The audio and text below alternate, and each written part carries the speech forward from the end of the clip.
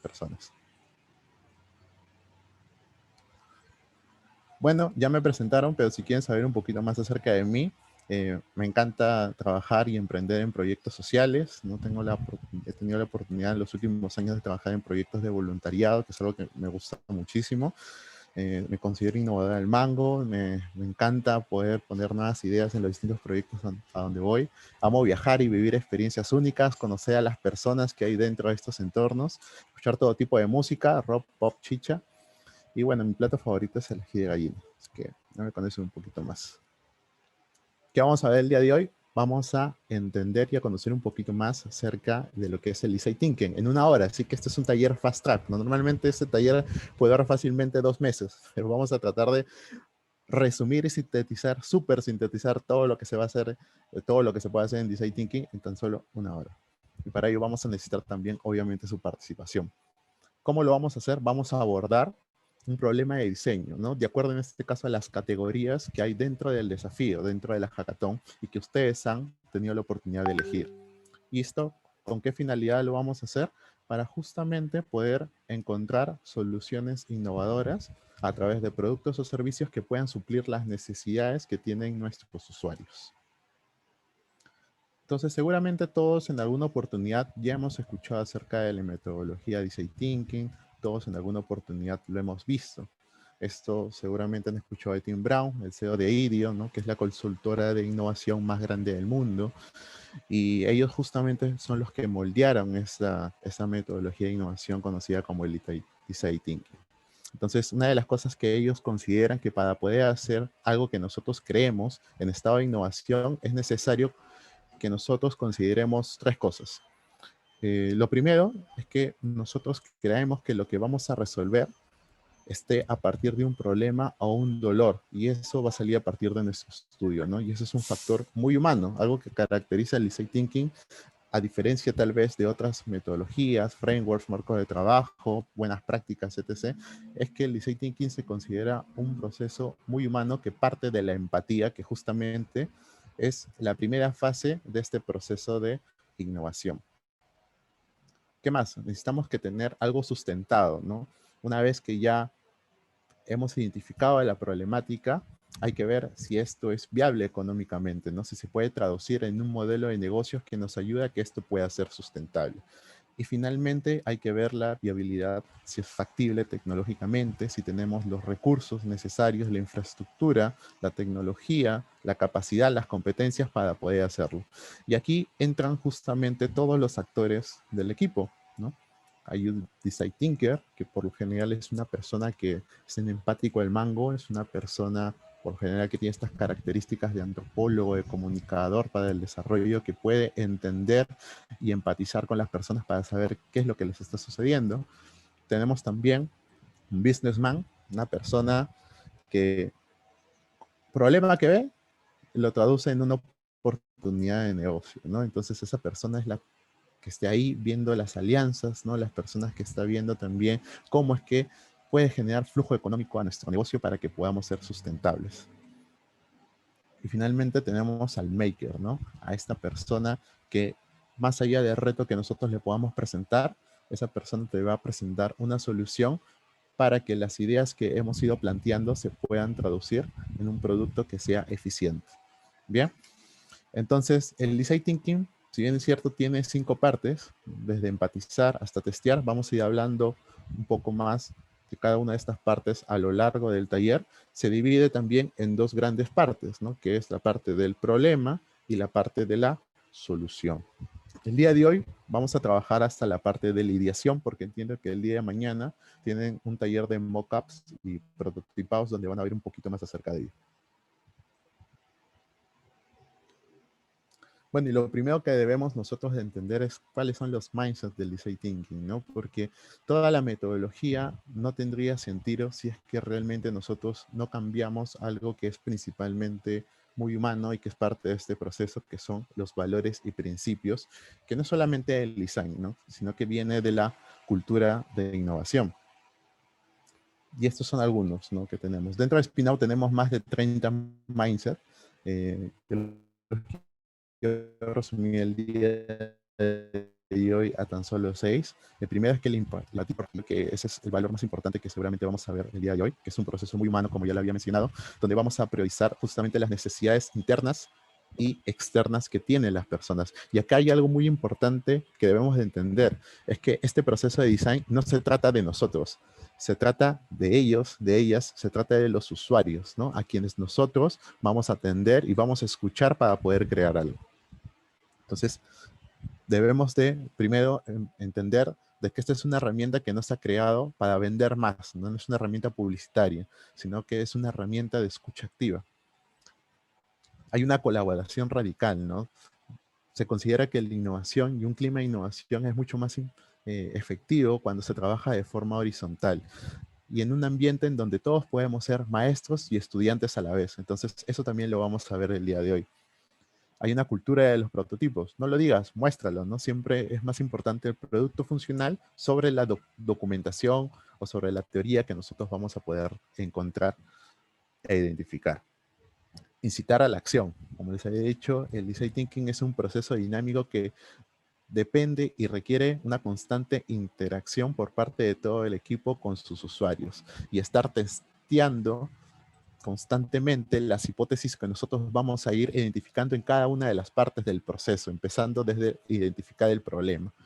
Hay una cultura de prototipos y esto significa tener en mente de que todas las cosas que nosotros diseñemos se pueden nuevamente reinventar, ¿no? Yo diseño algo y eso no significa que sea la solución definitiva, puedo simplemente ponerlo a un costado, tirarlo, desecharlo totalmente o simplemente modificar algunas partes y sacar otro producto para probarlo con nuestros usuarios. Y finalmente ser consciente del proceso, ¿no? Entender que los procesos de design thinking es un proceso también de ensayo y error y que el fracaso, la incertidumbre es parte del proceso. Entonces, equivocarse está bien. Así como los que estamos aquí en el aula, si en algún momento nosotros nos equivocamos, fallamos, es normal, porque somos seres humanos y es algo que no es malo, es parte del proceso de la cultura de innovación. Entonces, ahora vamos a iniciar con la primera parte, que es nombrar los problemas, ¿no? Entonces, muchos innovadores crean productos y servicios para resolver problemas que han encontrado en sus propias vidas. Entonces, lo que vamos a hacer acá, lo primero es, como ya tenemos un desafío, vamos a trasladar esto a lo que es el campo de la agricultura. ¿Y cómo lo vamos a hacer?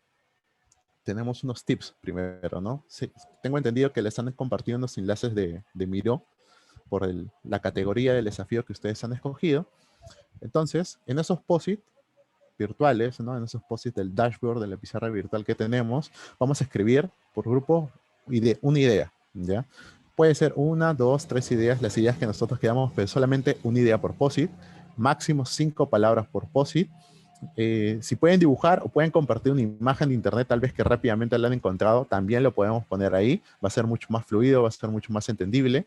En esta parte del brainstorming es importante que la cantidad supere a la calidad, ¿está bien? Y acá hay que evitar cualquier tipo de juicios o prejuicios sobre las ideas de nuestros compañeros. Lo que importa aquí es sumar más ideas de problemas, en todo caso, que nosotros podamos identificar del sector agricultura. Y la regla más importante, dilo sin roche, ¿no? Y es importante que cada vez que nosotros vayamos poniendo un POSIT en la pizarra virtual, nosotros digamos justamente cuál es esa idea o, bueno, en este caso, este problema que nosotros estamos identificando. Porque probablemente ese problema que nosotros estemos identificando también lo ha visto otro compañero, tal vez de otra forma, con otras palabras, con otra forma de pensar. Entonces es importante decirlo, porque si no lo decimos no vamos a poder trabajar en equipo. Bien, y esto lo vamos a ir completando en esa pizarra. Les doy algunas ideas, ya yendo así un poco hacia el panorama histórico. Seguramente esta es una imagen que vimos hace algunos meses, ¿no? Que fue la reforma agraria. Tuvimos una reforma agraria en el año 1969 y hace poco, hace unos meses, fue la reforma agraria por la Ley de Promoción Agraria, ¿no? La Ley 273060. Entonces, ¿qué nos deja la reforma agraria de Velasco? Bueno, que hubo muy buenas intenciones a nivel social, era propicia, era idealista, seguramente estaba bien pensada y era necesaria sobre todo, ¿no? Yo creo que esa es la palabra, ¿no? Que era necesaria en ese entonces porque había justamente un gran conflicto social. Y muchos dicen, muchos historiadores, que si en ese momento no se hubiese dado la reforma agraria, probablemente el terrorismo hubiese ganado en el Perú. Es algo que no lo sabemos, ¿no? Es una hipótesis, pero bueno. La cosa es que al final se dio esta reforma agraria con muy buenas intenciones, sin embargo, faltaba mucha tecnificación, mucho fortalecimiento de capacidades y competencias en los campesinos, que hizo que años posteriores el Perú entrara en una crisis económica generada por la agricultura, ¿no? Y los subsidios que se dieron en ese momento. Y esos son temas que justamente venimos acarreando como problemáticas hasta este momento, ¿no? Donde también encontramos esos problemas que se han convertido en las categorías de este desafío. Y ya lo vemos acá, ¿no? En la baja productividad que hay específicamente en los Andes. En los últimos 7 años, cuando vemos, en este caso, el sector de agricultura, nos damos cuenta de que hemos crecido en una tasa del 2%. Sin embargo, en la costa, donde tenemos la menor cantidad de tierras agrícolas, bueno, la segunda, ¿no? La primera es la selva, solamente se ha crecido el 7.2, eso es en el caso de la costa. Sin embargo, en el caso de la región sierra, se ha retrocedido, ¿no? Hemos retrocedido el 0.2%. Entonces, ¿esto a qué se debe, no? Si es que la sierra concentra el 63% de las unidades agropecuarias.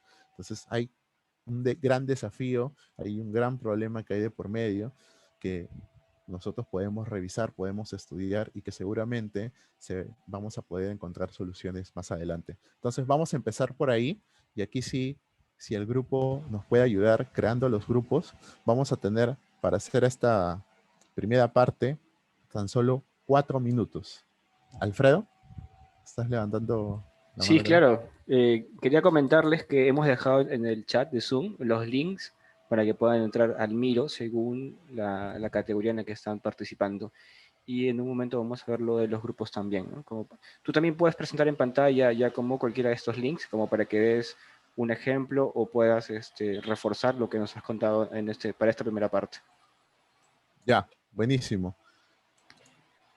Buenísimo, buenísimo, buenísimo. Ahorita creo que ya podemos irnos a los grupos, ¿no? Entonces, si podemos crear los grupos de Zoom y ponerles un time skip de unos 4 minutos, creo que así podemos ir avanzando en esta primera parte. Y ahorita, como les había comentado, lo primero es generar ideas, ¿no? Ideas de problemas en tan solo 4 minutos.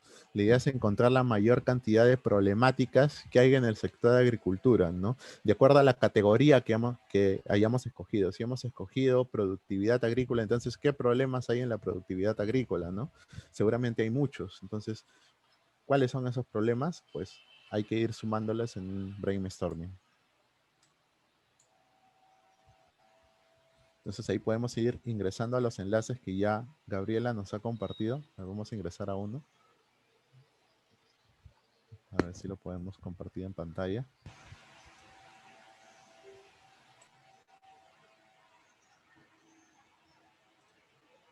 Ajá. Ahí está.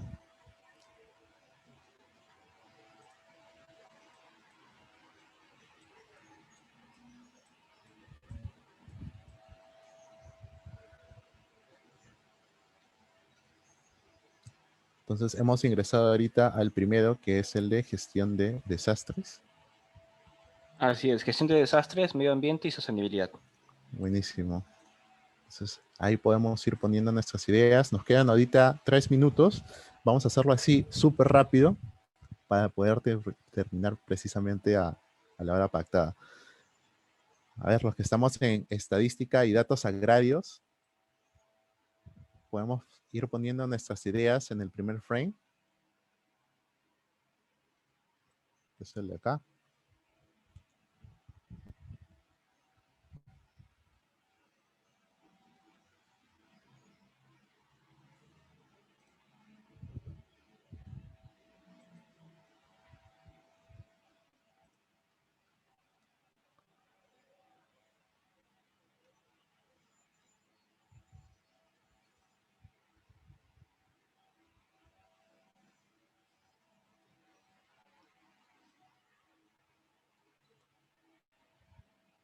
A ver, estadística y datos agrarios también ya empezó. A ver, por ejemplo, en estadística y datos agrarios nos dicen los problemas, es la informalidad, falta de información, fragmentación o minifundismo, población con educación básica, precio de venta injusto, ¿ok?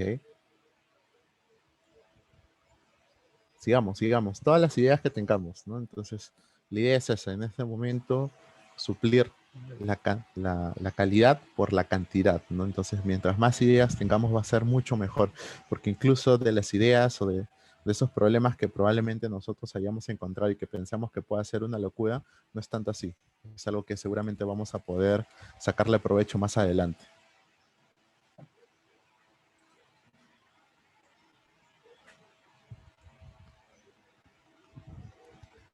¿No? Por ejemplo, ahí el equipo de productividad y competitividad nos dicen químicos que afectan el suelo es una problemática, el excesivo consumo de agua, que hay demasiados intermediarios en la cadena de suministros, ¿ok?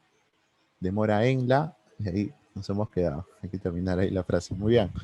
Y en gestión de desastres tenemos, uy, acá sí tenemos un montón de ideas, a ver, no se sabe si los productos agrícolas vienen de zonas deforestadas, hay minería ilegal y agricultura familiar que deforestan la selva, existe el desgaste de los suelos o contaminación de los suelos, sequías, heladas, condiciones extremas en el que el clima afecta a los cultivos, déficit de recursos hídricos, escasez de agua y salinidad, pérdida de cosechas por sobreproducción.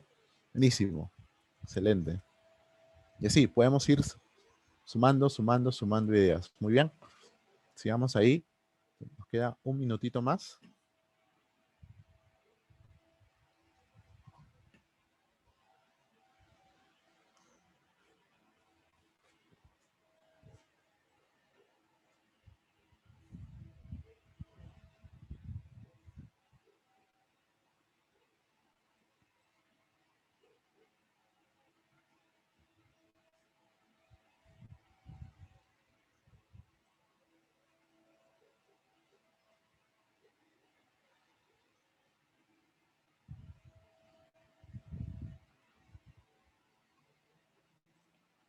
Excelente.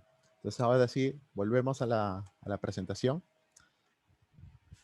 Ya lo podemos ver en este momento en pantalla. Y ahora lo que vamos a hacer es que vamos a empezar a formar clusters, ¿no?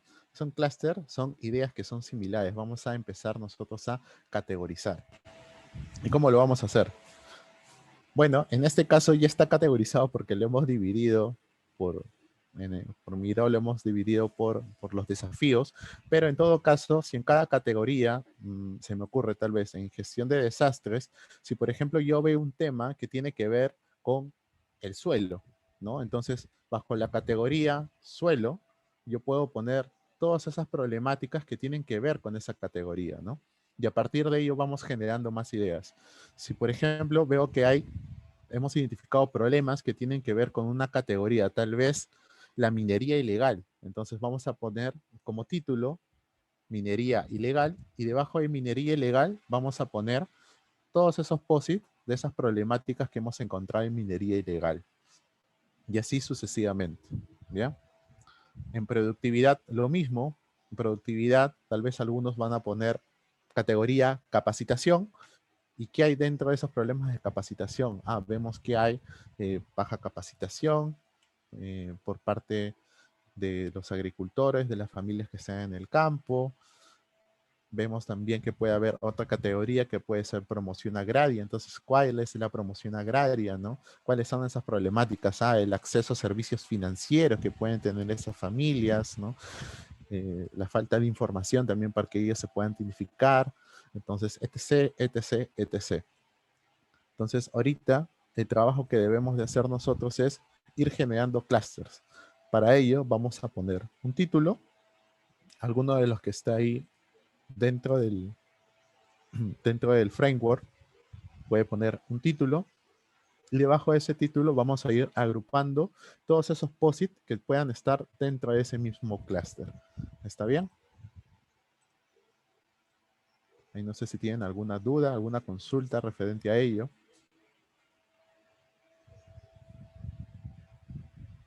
¿No? Entonces, bueno.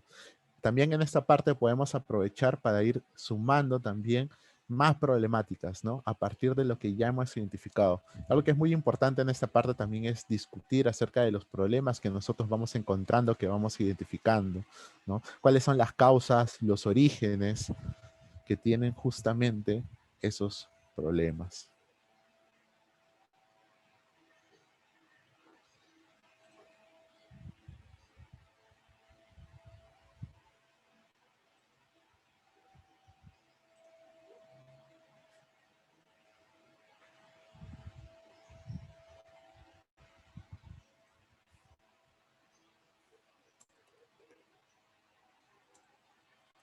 Bien, entonces nos quedan 2 minutos para esto.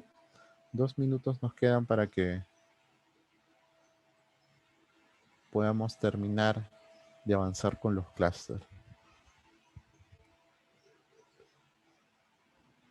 Ahí alguien puso, a ver, en gestión de desastres, por ejemplo, tráfico de terrenos o tráfico de animales. Bueno, si es tráfico de animales, ¿cuáles serían en todo caso las problemáticas que hemos encontrado acá, ¿no?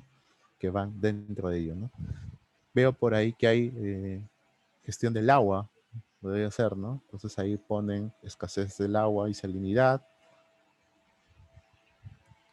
Y el tema de desastres también, ¿no? Desastres naturales, la prevención de los desastres naturales, que irían dentro de esa categoría, ¿no?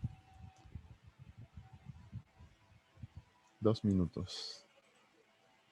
Para ir armando todo lo que tengamos.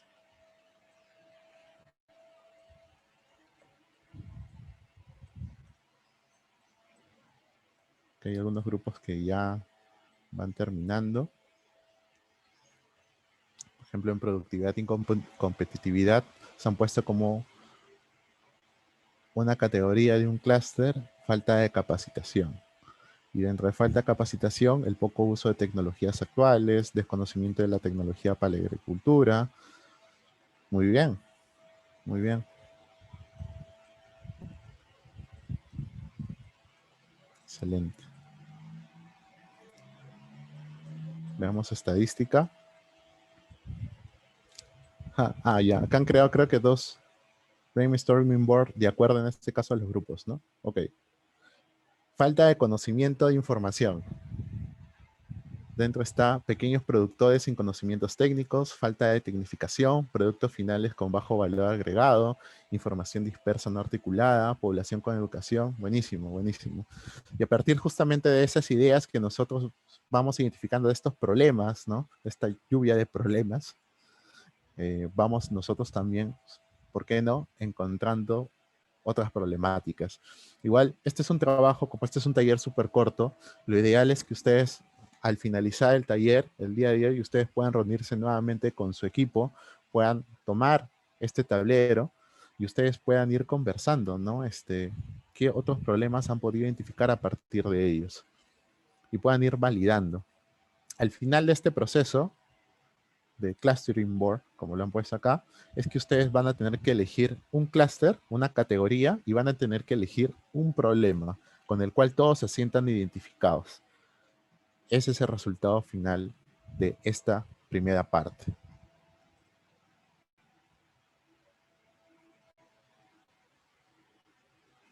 Y es lo que vamos a hacer a continuación.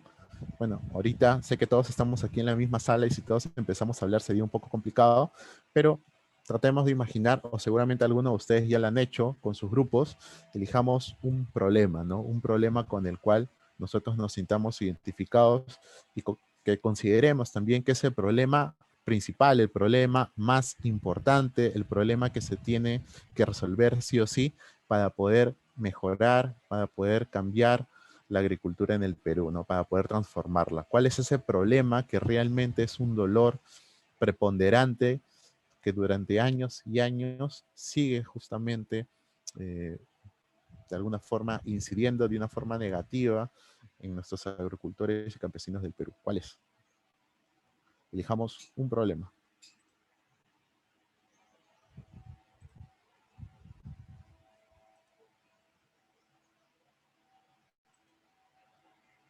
Mientras van terminando, les puedo ir comentando también algo que es importante en el design thinking, y como les había comentado en un inicio, es el hecho de poder justamente validar nuestras ideas, ¿no? Hay una cultura de prototipos y justamente hay un indicador que lo habla Eric Rice en su libro Lean Startup, que es el aprendizaje validado, conocimiento validado. ¿Qué significa esto? De que un conocimiento que yo he encontrado, ¿no? A partir de una hipótesis que puede ser en un principio cierta como falsa, tal cual una tesis, yo voy a ir en este caso al mercado donde está mi usuario y voy a testear si es que realmente esa persona tiene ese problema o esa necesidad. Y a partir de ahí yo voy a tener como resultado que esa hipótesis que yo tenía en un inicio ¿Es verdadera o es falsa? Entonces ya obtuviste un conocimiento validado. Así sea falsa, está bien, porque eso significa que el camino o el problema que tú habías elegido probablemente no sea el problema más importante para esa persona. Entonces, lo subsiguiente de aquí, lo ideal, serían de que ustedes puedan testear si es que ese problema que ustedes han seleccionado realmente le afecta a esa persona. Y para ello deberíamos tener un acercamiento real con ese usuario, porque solamente así vamos a poder terminar de definir si es que la hipótesis que nosotros tenemos es real o no. Al final, todo lo que estamos haciendo acá son hipótesis. Y las hipótesis, pues hay que trasladarlo a la cancha, ¿no? Al juego, para poder saber si es que es real. Entonces, supongo que ya han elegido eh, el problema al cual ustedes se quieren enfocar en el día de hoy y durante el desafío. Así que vamos a continuar. La siguiente parte, a la cual nosotros en Spinout denominamos aprender de otros, consiste en que los innovadores, para darse cuenta de los problemas, es importante que también puedan identificar los problemas que tienen otras personas y seguramente de ahí van a salir muchas nuevas ideas. Y para ello hay una herramienta que es muy práctica, que es la del W, ¿no? Que es identificar el problema. ¿Cómo lo podemos hacer? A través de 3 preguntas, que es el what, el where y el who, que es lo que estábamos viendo antes. ¿Cuál es el problema? Ya lo tenemos. ¿Dónde se está desarrollando ese problema? ¿Y quiénes lo tienen? Tenemos que tener esas 3 cosas bien en claro antes de empezar y continuar con el reto de diseño, ¿no? ¿Dónde? ¿Quiénes? ¿Y cuál es el problema? Un ejemplo, el problema, supongamos que hayamos elegido dentro de la categoría de productividad y competitividad que hay insuficientes competencias técnicas. ¿Ok? ¿Dónde hay insuficientes competencias técnicas? Bueno, en las haciendas azucareras, en Casa Grande, en Lambayeque. ¿Ok? ¿Y quiénes tienen este problema? Las unidades familiares agrícolas que están dentro de esta hacienda. Entonces, ya lo aterrizaste, ¿no? Ya sabes dónde se está desarrollando, quiénes son las personas a las cuales vas a tener que entrevistar al momento de que tú puedas testear las problemáticas. Y finalmente, sabes que tu solución, tu reto de diseño va a ir ligado a que tú puedas resolver su problema, ¿no? Que son las insuficientes competencias técnicas. Y así podemos continuar con el siguiente paso, que es el buyer person, ¿no? Entonces, una vez que hemos escogido el problema, sabemos dónde y quiénes, podemos identificar al usuario que tiene esta problemática, ¿no? Y lo que hay que hacer ahora no solamente es empatizar, ponernos en los zapatos del otro, sino que algo que es muy importante del design thinking es empatizar de veras. ¿Cómo es eso? ¿No? Es que nosotros podamos ir al lugar y dejar de lado nuestros prejuicios y criterios por un momento y solamente contemplar, ver a la persona, qué es lo que está haciendo, sin dejar que mi mente saque una conclusión apresurada, ¿no? Porque muchas veces nos puede parecer que lo que hacen las personas, pues no tiene sentido. Y es algo totalmente normal, porque somos seres humanos, todos actuamos de forma diferente. Entonces hay que dejar de lado esos criterios y prejuicios para poder entender realmente a la persona. Y esta herramienta nos puede servir, porque acá lo que vamos a ver es información que puede parecer tal vez en un inicio muy poco relevante, pero que al final nos vamos a dar cuenta de que es muy importante en la siguiente etapa, ¿no? En la siguiente etapa de ideación, cuando vamos a nosotros a crear una solución que justamente se ajuste a esto, ¿no? A lo que es el ser humano, a lo que es la persona, según su información laboral, académica, según la personalidad que pueda tener, según sus características físicas, según sus sueños, objetivos, sus metas como persona, cuáles son sus puntos de dolor, qué es lo que le fastidia, qué es lo que no soporta. Entonces, esa información, esa data, nos va a servir más adelante cuando nosotros queramos contrastar, ¿no? Entonces, ¿qué persona tenemos que poner acá? A la persona que nosotros hemos identificado en el paso anterior, ¿no? La persona que tiene ese problema que hemos seleccionado. A esa persona le vamos a hacer un buyer person. Por ejemplo, yo he elegido a Javier Peña, que es un estudiante, ¿no? de ingeniería agrícola de la Universidad NAL. Ya, para hacer otro ejemplo que no sea un agricultor o un campesino de campo. ¿Qué personalidad tiene Javier? ¿No? Que tiene 24 años, es extrovertido, es ambicioso, es honesto, es trabajador. ¿Qué características tiene? Bueno, vive con sus padres en el Rímac, es soltero. Sus sueños son reforestar las lomas de Amancay en el Rímac. Este es su sueño porque vive cerca, se ha jugado en esa zona desde niño. Lamentablemente ve que hay empresas, ¿no? Y hay también población que viene e invade el lugar, ¿no? Arruinando en este caso la flora y fauna que hay en la flora, en las lomas de Amancay. Sus puntos de dolor, que las personas no respeten las áreas naturales protegidas, ¿no? Que boten basura, que invadan los terrenos, ¿no? Eso le exaspera, lo molesta. Y hace un berrinche por ahí, ¿no? Entonces también podemos poner por ahí, ¿no? Que fruñe el ceño cuando ve que una persona bota basura. Eso es algo importante, ¿no? Porque sabemos que realmente le fastidia eso.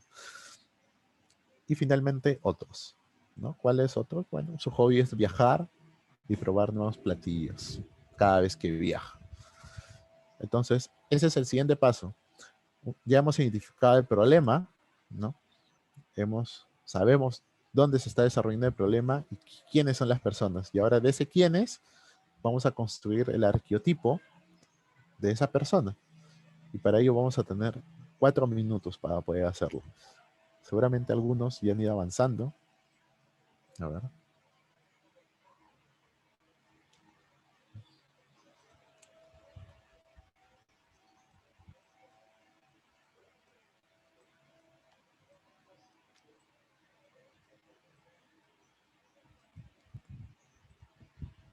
Muy bien.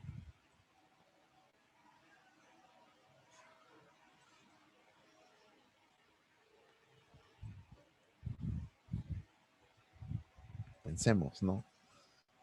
¿Qué persona puede ser? ¿Dónde queremos focalizar el problema de la agricultura en el Perú? En verdad, el sector agrícola es un sector enorme. El sector agrícola colabora y aporta al Perú una gran tasa de PBI. Y ahí, adicionalmente, uno de cada 4 trabajadores formales en el Perú vienen del sector agrícola.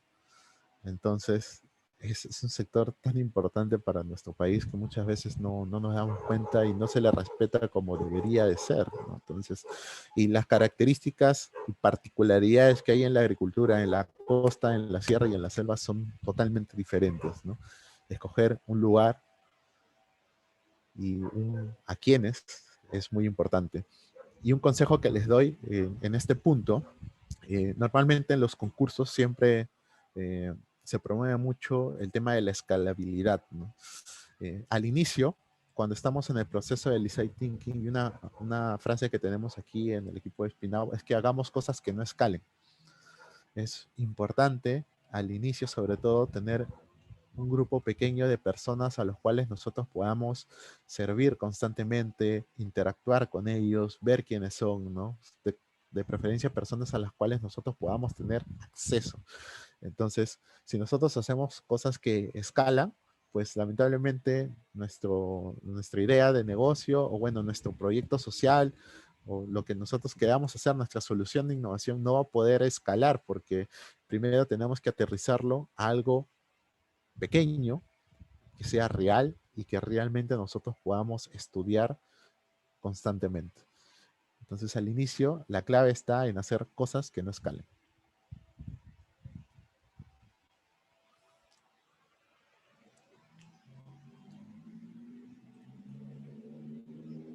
Bien, nos quedan 2 minutos. Sé que ahorita no pueden hablar, pero igual llévense la idea, por favor, y ahí pueden ir poniendo sus ideas, porque al final esta es una herramienta que a ustedes les va a servir al momento en que ustedes vayan a crear esa solución innovadora, ¿no? De ese producto o servicio que ustedes quieren suplir.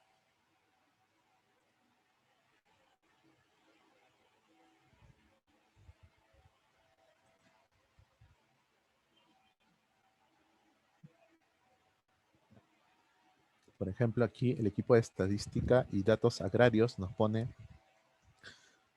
información de la persona, que tiene educación básica, ¿ok? Educación básica en que primaria completa, primaria incompleta, secundaria completa, incompleta, solamente inicial. ¿Qué estudió? Personalidad, es reservado, es gentil, generoso. Ok. ¿Qué características tiene, no? Muchos miembros familiares, poco uso y disposición de tecnología, sueños, dar estudios a sus hijos. Por ello entiendo de que es una persona mayor, que ya la han puesto, ¿no? José, 35 años. Muy bien. Tener dinero para sostener a su familia. Puntos de dolor, una familia numerosa. ¿Eso es un punto de dolor? No lo sé. Puede ser, tal vez, ¿no? Para algunos tal vez puede ser una bendición. ¿Cómo sería? Solo una persona genera ingresos. Ah, claro, ¿no? Vive con una preocupación constante, ¿no? Tienes una familia numerosa, solamente él genera ingresos, entonces de alguna forma te sientes presionado porque tienes la obligación de poder apoyar y dar soporte a tu hogar. ¿Cómo podemos combatir ello? Y eso, por ejemplo, es un punto de dolor importante, porque tal vez al momento que nosotros creemos una solución más adelante, si vemos que esta persona tiene una familia numerosa y que es la única persona que da soporte a su hogar, esta persona tendrá tiempo tal vez para asistir a una capacitación. Si tu solución va a ser hacer un programa de capacitaciones, ¿esta persona tendrá tiempo para ir a ese programa de capacitaciones? Difícil, ¿no? Porque esa persona va a estar más concentrada en querer trabajar las 24 horas del día para poder, exagerando, ¿no? Para dar soporte a su familia.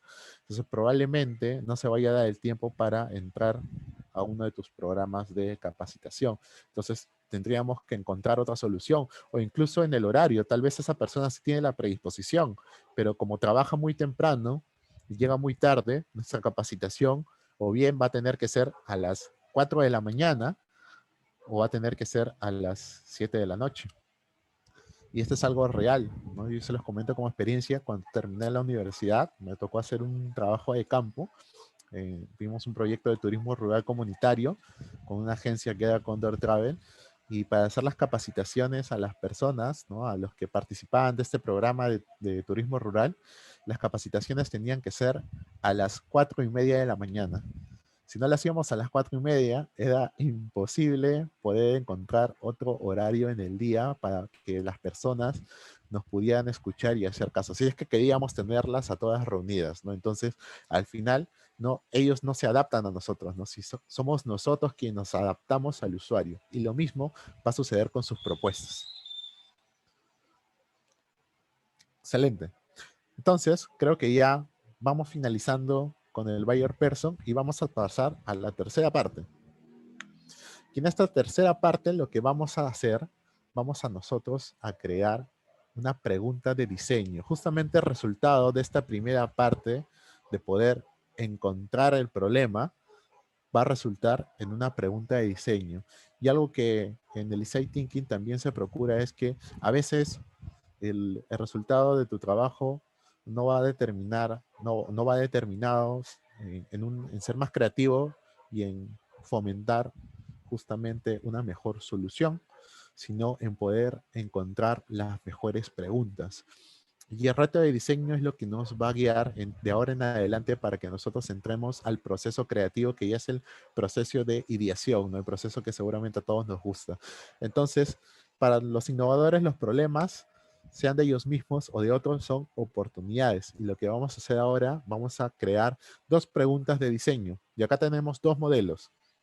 El primer modelo, que es un modelo un poquito más sencillo, más recatado, es cómo podríamos ayudar a Javier Peña, X, ¿no? Javier Peña, estudiante del UNALM, etc., a que pueda llegar temprano a la universidad todos los días, ¿no? Ese es tu reto de diseño. ¿Cómo poder ayudar a Javier Peña, un estudiante de 24 años de la Universidad Agraria, a llegar temprano todos los días?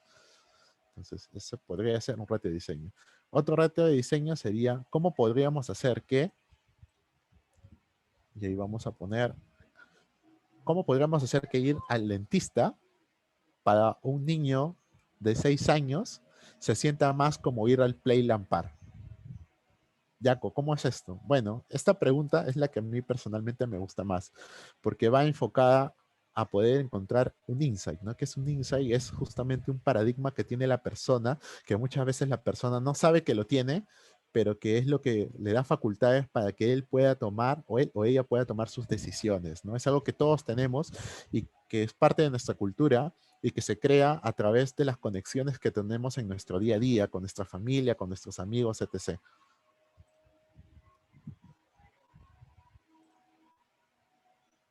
Muy bien. Entonces, podemos hacer esa característica, ¿no? ¿Cómo podríamos hacer que ir al dentista para un niño de 6 años se sienta como ir al Playland Park? Acá les doy un ejemplo. En alguna oportunidad, había un dentista que su hijo tenía miedo de ir al dentista, valga la redundancia. Entonces lo que hizo fue adecuar en este caso su consultorio para que pareciera una máquina del tiempo, ¿no? Algo más surrealista, algo futurista, en donde él se sintiera como un astronauta que está viajando por el espacio.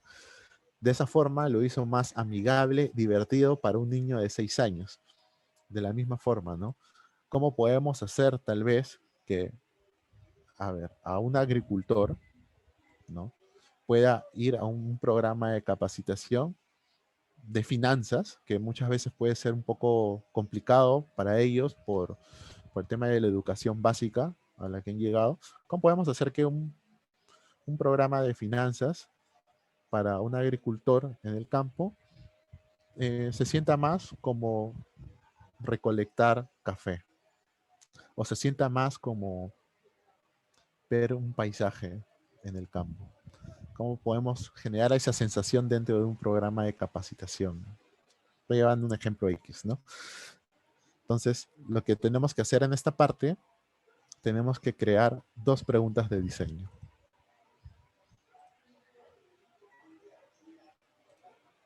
Podemos utilizar este formato o el segundo formato.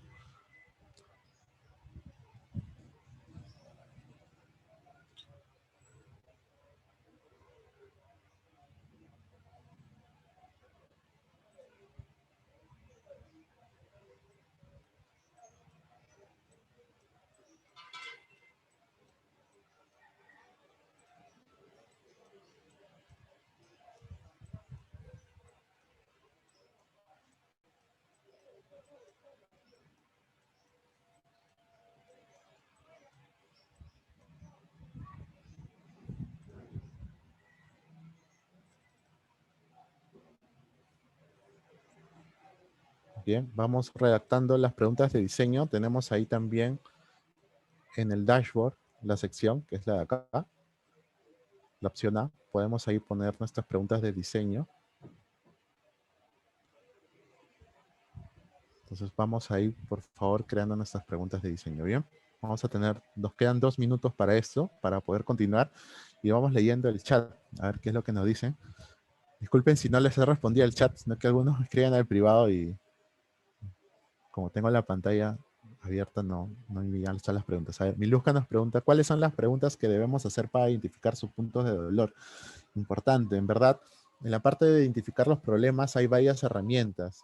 Está, por ejemplo, el shadowing, que consiste en que tú le vas a hacer un seguimiento a la persona sin que note tu presencia, algo así como un acosador sin llegar a ese extremo, pero se trata de ver cuáles son los hábitos que tienen las personas, ¿no? Después está la herramienta de los 5 why, que es que tú preguntes a las personas 5 veces por qué.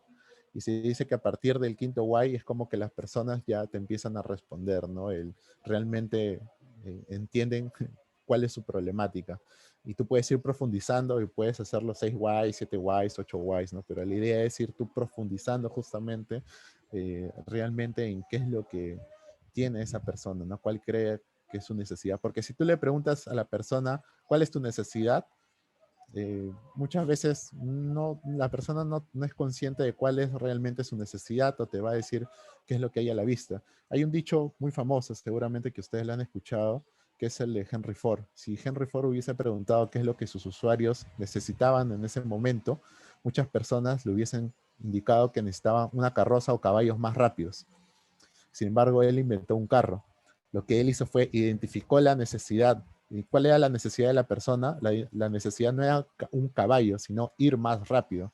Entonces, frente a ello, creó un artefacto a través de tecnología, que fue el primer automóvil, para poder que las personas se desplazaran más rápido. Entonces, hay que ir y llegar a ese nivel de profundidad. Y así como ello, hay varias herramientas.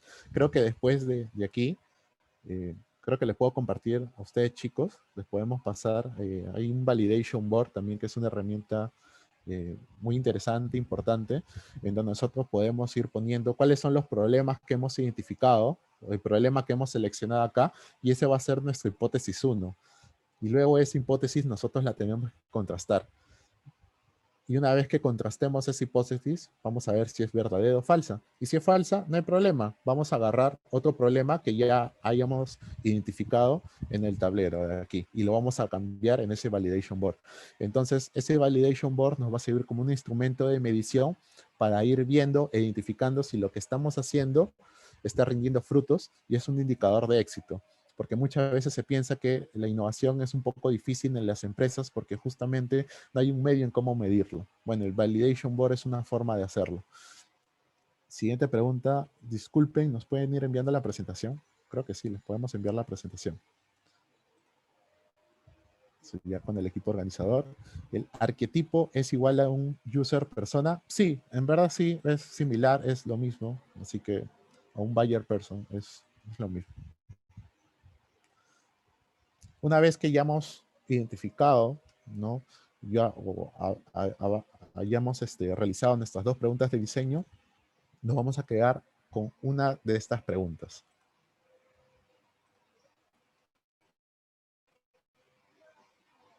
Bien. Y entramos a la siguiente parte, seguramente la más bonita para todos, que es poder generar soluciones instantáneas, soluciones innovadoras a través de productos y servicios. Y acá hay una regla muy importante, que es la regla del y sí.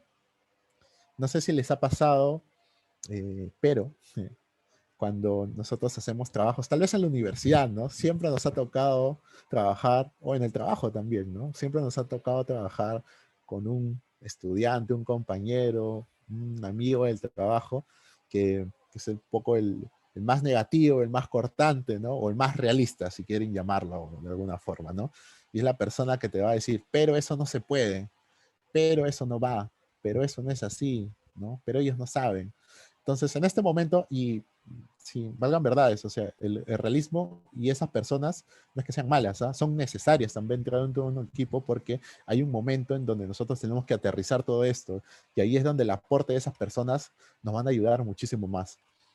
Pero en esta parte del proceso, lo que necesitamos es cambiar el pero por la palabra y sí. Un ejemplo. Supongamos que tenemos niños que tienen anemia, ¿no? Hemos llegado a una comunidad y vemos que de los 200 niños que viven en ese lugar, el 50%, 100 niños, pues tienen anemia. Entonces nuestra solución va a ser hacer unas galletas de sangrecita, ¿no? Pero por ahí alguien dice, y si, no, no, pero no. Y si también además de las galletas de sangrecita, con ese mismo compuesto, esa misma mezcla que tú has realizado, ese extracto de sangrecita, ¿qué te parece si tomamos esa mezcla y hacemos gelatina de sangrecita?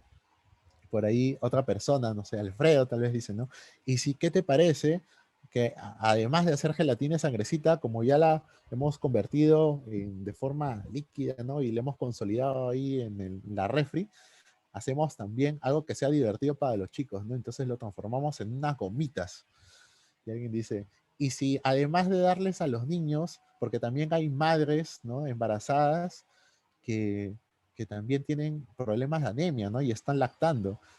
Ah, ya, genial. Entonces podemos crear para ellas un helado de sangrecita, ¿no? Con nitrógeno líquido, o hacemos unos chups de sangrecita y les ponemos granos andinos, ¿no? Le ponemos chía, ¿no? Hacemos ahí un superfood. Entonces, eso es lo que tenemos que hacer acá. Promover más la palabra easy e ir aumentando ideas sobre ideas, ¿no? En este momento también es muy importante la cantidad sobre la calidad de las ideas. Entonces, en vez de jugar las ideas, vamos a sumar sobre las ideas de nuestros compañeros en ese nuevo proceso de brainstorming. Y acá, nuevamente, hay que priorizar la cantidad. Y para ello vamos a tener 3 minutos. Y después de esto sigue la quinta parte y con ello ya llegamos a la parte final. Gabriela, ¿todavía tenemos tiempo? Gabriela, Alfredo, ¿todavía tenemos unos minutos? ¿Cómo vamos de tiempo? Sí, Giacomo, súper. Muchas gracias por el taller. Estamos avanzando a buen ritmo. Ya también estamos con la siguiente expositora, que es Alejandra Rossi, y nos avisas, vamos cerrando y continuamos. Perfecto. Yo creo que 10 minutos ya estamos terminando, si te parece Ya, bien. perfecto. Sí, Perfecto. entonces en 10 minutos cerramos también, Alejandra. Disculpe un poquito que corrimos los horarios, pero ya estamos cerrando. Gracias. Ah, si está acá Alejandra, Alejandra, disculpe y muchas gracias. Bien, entonces ya hemos seleccionado una oportunidad y vamos a crear soluciones instantáneas en este momento. Y la idea nuevamente es cantidad, cantidad, cantidad, todo lo que podamos.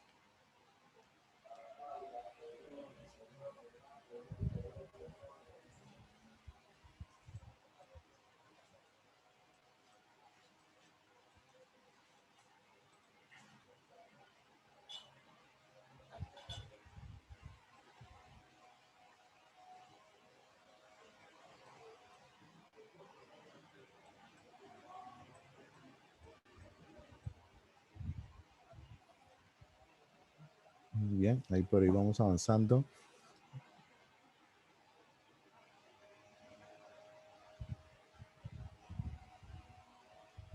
Tomamos todas las ideas que tengamos. Igual, ya saben que tienen la herramienta. Seguramente el Miro también va a quedar con ustedes, así que ustedes van a poder continuar colocando aquí sus ideas, sus aportes.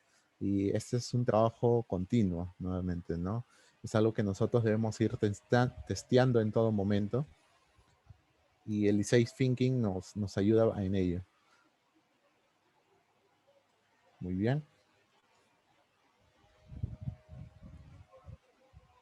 Mi recomendación es que después del taller de Business Model Canvas que van a tener ahora, a continuación, ustedes también tengan la oportunidad de reunirse y que tomen ambas herramientas después de ambos talleres y que puedan justamente combinar, ¿no?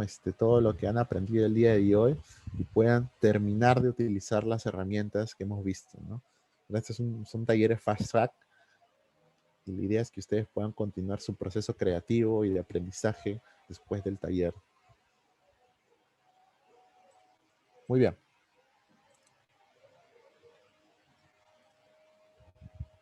Vamos a seguir con la siguiente parte, que es brillar con restricciones, ¿no? Y esto, aquí nos vamos a quedar, que son las restricciones que impulsan la creatividad, ¿no? Normalmente vemos a la restricción siempre como algo negativo, ¿no? Como una restricción, pues, bueno, es algo que limita mi creatividad y no necesariamente eso es cierto, ¿no? Aquí justamente entra esa persona que tiene esas características de una persona más realista dentro de nuestros equipos y es que nos va a poner la restricción para que nosotros podamos enfocar nuestras ideas, ¿bien? ¿Y cómo podemos poner restricciones a nuestras ideas, a nuestras soluciones innovadoras? Bueno, puede ser a través de la ciencia ficción, a través tal vez de una aplicación móvil, es decir, las soluciones que voy a crear van a ir ligadas solamente a utilizar aplicaciones móviles, o tal vez pueda agarrar una aplicación móvil que ya se ha creado y me voy a enfocar en la base, en la data que esa aplicación tiene para yo generar mi solución. O voy a generar un negocio en torno a esa aplicación que ya ha tenido éxito, como ha pasado muchas veces con Airbnb, con Uber y con otros negocios. O tal vez a través de una alianza, alguna asociación con SpaceX, con Google, con la ONU, un servicio. Entonces podemos generar una restricción. Aquí un ejemplo. Hace algunos años, seguramente algunos han visto esta serie. Bueno, yo no la he visto, no soy tan antiguito, pero es la serie Star Trek. Y bueno, en los años 60 es una serie de ciencia ficción y ahí justamente fue donde se propuso un instrumento, ¿no? Que fue el primer celular, ¿no? El primer teléfono móvil, que en ese momento era algo totalmente surrealista para la época y que era algo de ciencia ficción, es decir, algo que todavía no se había creado. Y bueno, años más tarde científicos y tecnólogos crearon el primer celular y ahora, bueno, todos tenemos un equipo en nuestras manos, todos tenemos un smartphone que ya no solamente nos sirve para llamar utilizando voz in off, sino que ahora te sirve para múltiples propósitos, ¿no? Ahora tienes no solamente un celular a la mano, un equipo para poder comunicarte, sino que tienes una laptop en tu mano, tienes una tablet, tienes una cámara fotográfica, tienes todo en tu mano, ¿no? Entonces, creo que eso es lo genial de poner restricciones. Y bueno, ahora vamos a ver algunas ideas, ¿no? Que también se dan a través de las restricciones.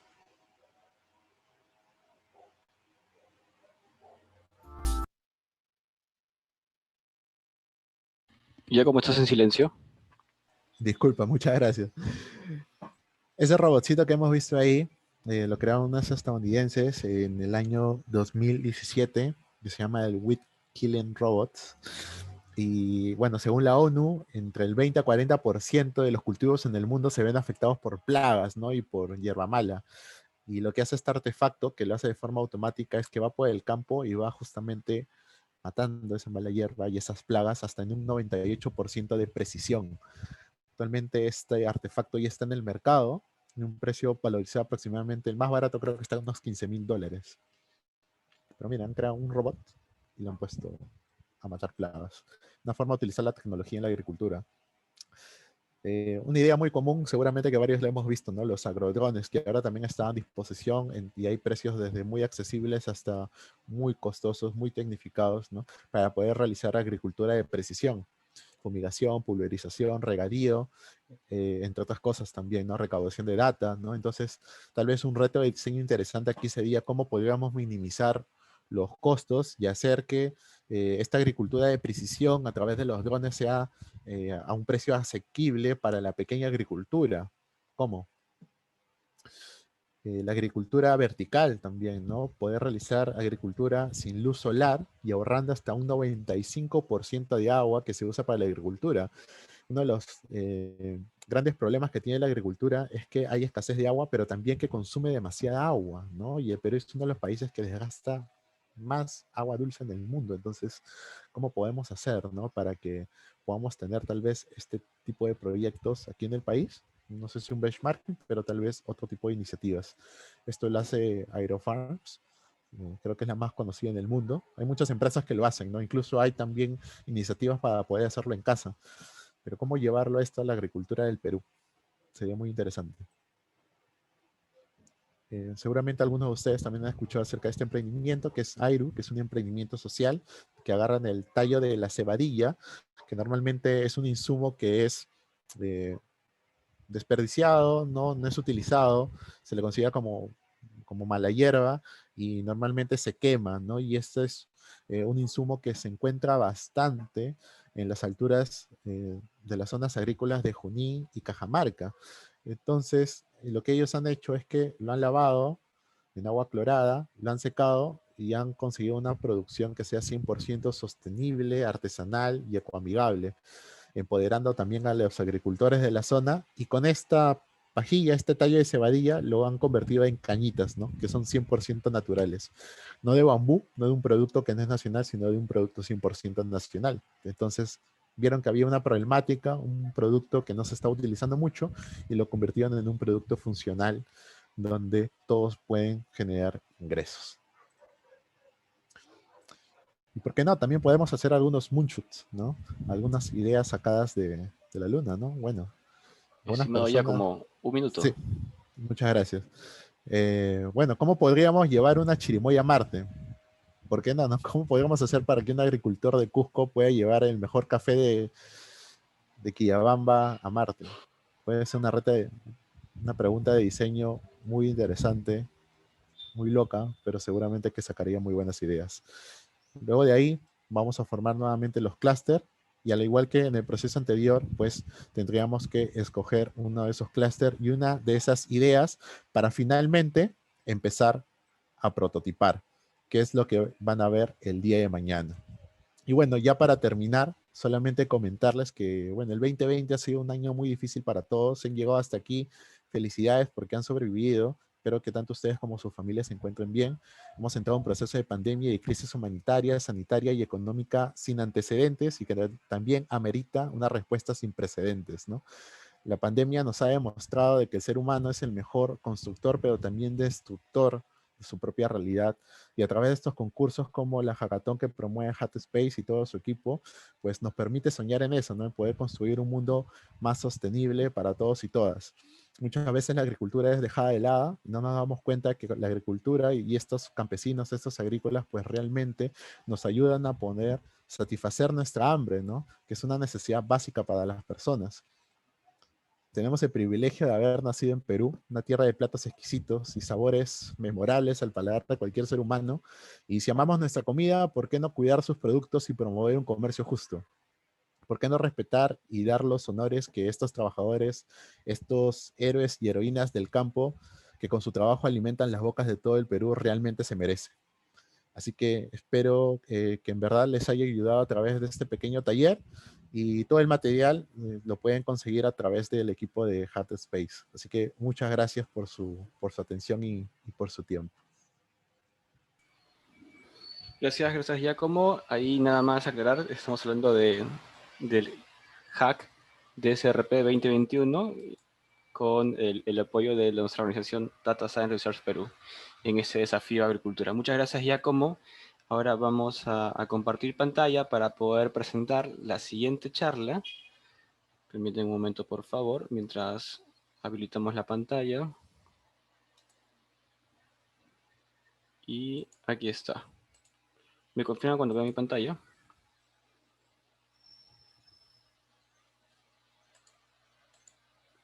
¿Se ve mi pantalla?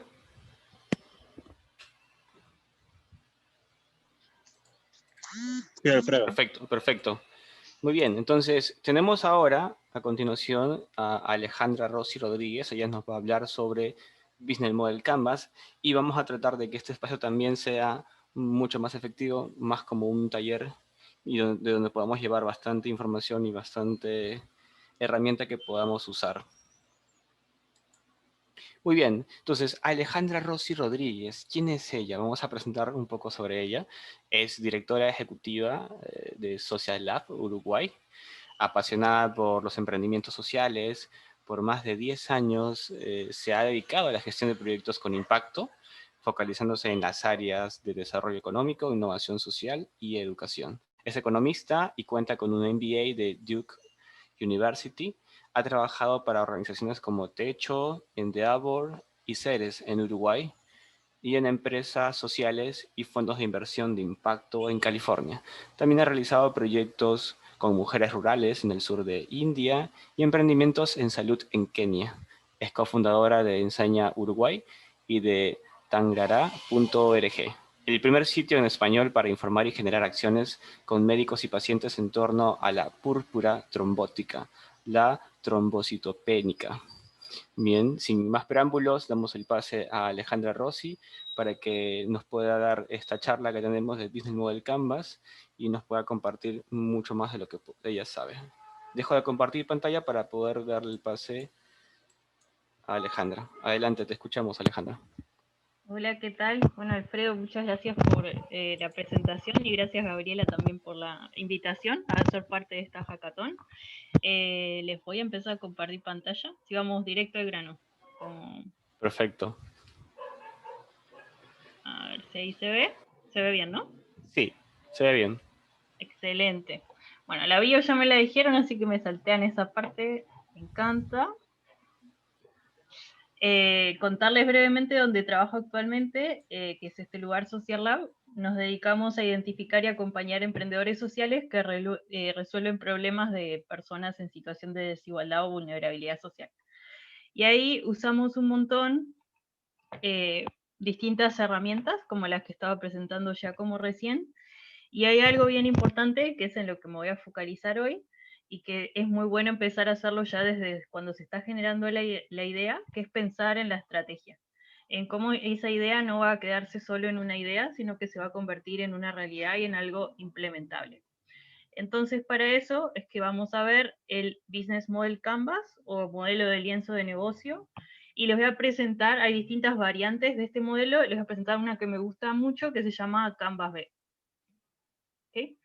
Básicamente lo que es esta herramienta sirve para crear y analizar diferentes modelos de negocio, y ahora vamos a ver qué es un modelo de negocio, no es simplemente cómo hago negocio, sino cómo hago funcionar todo un emprendimiento o un proyecto, y describe cómo la empresa, proyecto o emprendimiento crea valor, lo ejecuta y lo capta del mercado. Eso es lo que hace un Business Model Canvas. Acá ya les muestro lo que es el BLAF. Pueden buscarlo en internet, les voy a poner en el chat cómo se escribe. Business Model Canvas. O modelo de lienzo de negocio. Si lo buscan, es de acceso libre y hay un montón de templates o modelos para que puedan utilizarlo, y hay variantes en PDF, en JPG, o incluso hay sitios web en los que se puede hacer y editar online. Cuando encuentren algo parecido a esto, sin la parte naranja, es que encontraron el lugar correcto. Y si no lo quieren buscar, también lo pueden copiar de acá y hacerlo a mano. La idea es que tengan una hoja en horizontal, como esta en blanco nomás, y la dividan en estos 9 cuadrantes, o en la otra variante que les voy a mostrar después. Por eso es que se llama lienzo, es como una hoja en blanco en la que podemos ver todos los aspectos que son importantes para que un emprendimiento o un proyecto pueda efectivamente implementarse, para que una idea se haga realidad. Entonces, una vez que tienen este lienzo, ¿qué es lo que hace, no? A veces es una hoja en blanco intimida, y también a veces una hoja un poco guiado puede ser también intimidante. Entonces les voy a mostrar ahora cuál es la mejor manera o las distintas formas en las que pueden acercarse a este lienzo para usarlo de manera efectiva. La primera es esta que tienen acá, como dividirlo en dos, empezar a dividir la hoja en dos. Cuando hablamos de modelo de negocio, cómo hacemos que algo se pueda implementar, que algo funcione, que esta idea sea efectiva y sostenible en el tiempo, tenemos que pensar dos grandes cosas. Por un lado, qué valor tiene nuestra idea y para quién.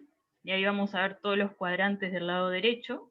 Y después, cómo hacemos que esa idea o ese valor efectivamente llegue a quienes tiene que llegar. Entonces, esas son las dos grandes cosas que tenemos que pensar. Y esto se puede pensar también como los dos lados de nuestro cerebro. No sé si han visto que el lado derecho en general es como más el creativo, el de la comunicación, el más de pensar ideas, de cómo tenemos empatía con el otro, de los sentimientos. Entonces del lado derecho va todo eso en el Canvas, y del lado izquierdo, nuestro lado más, igual que el cerebro, más racional, más de pensar en ingeniería, matemática, cómo hacemos que los números cierren, cómo contabilizamos, cómo nos ordenamos. Es lo mismo. El Canvas es como cómo plasmamos nuestro cerebro en una hoja. Y lo empezamos haciendo así. Llevo para un lado ciertas cosas y para otro otras. Y necesito de las dos para que las cosas puedan realizarse. No es uno o el otro, es las dos a la vez. Por eso todo en una misma hoja.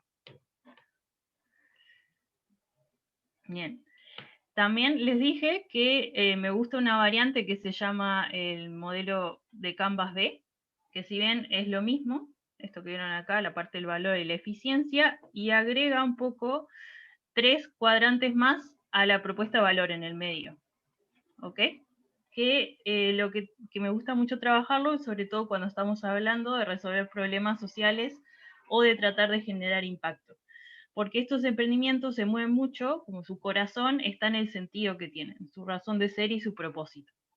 Entonces este modelo de Canvas también incluye como importante, y ya diría como central, tener claro qué problema estamos queriendo resolver, cuál es el propósito del proyecto que queremos llevar adelante, y también acá abajo va a incluir métricas de impacto, como que además de números y ingresos y costos, va a tener otros números importantes que son el impacto que se quiere generar, que va más allá del negocio en sí, como puede ser una empresa tradicional. ¿Ok? ¿Hasta acá?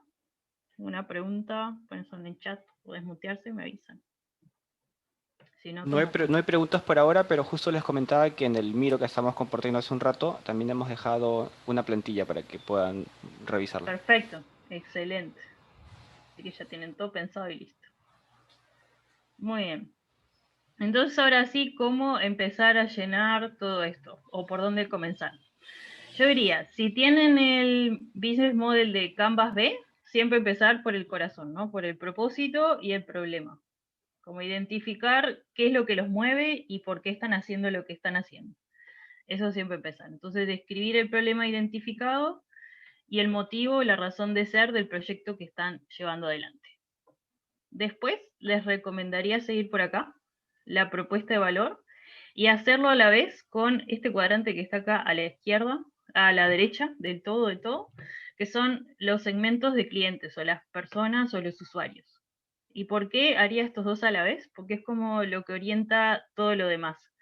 Es empezar a decir, bueno, dado el problema que identifiqué, ¿qué es lo que voy a proponer con mi proyecto y para quién? O sea, ¿para quién tiene valor esto?